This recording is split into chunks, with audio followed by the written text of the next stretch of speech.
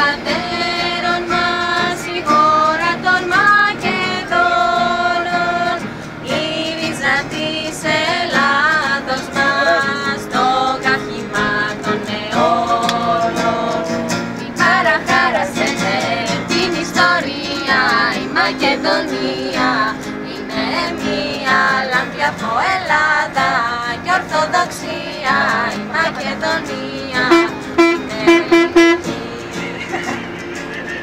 Χρόνια αυτά που πάλι εχθροί διεκδικούν τη μάνα μας γη, για λόγο γερό θα λαστήσουμε, σε λιμνηρό θα βαδίσουμε.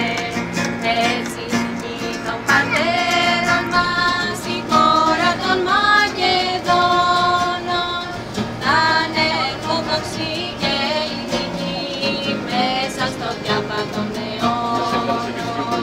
Μην παραχάρασετε την ιστορία, η Μακεδονία είναι μία λάμπη από Ελλάδα και Ορθοδοξία, η Μακεδονία είναι ελληνική. Μην παραχάρασετε την ιστορία, η Μακεδονία είναι μία λάμπη από Ελλάδα και Ορθοδοξία, η Μακεδονία είναι ελληνική. Μπράβο, μπράβο, μπράβο.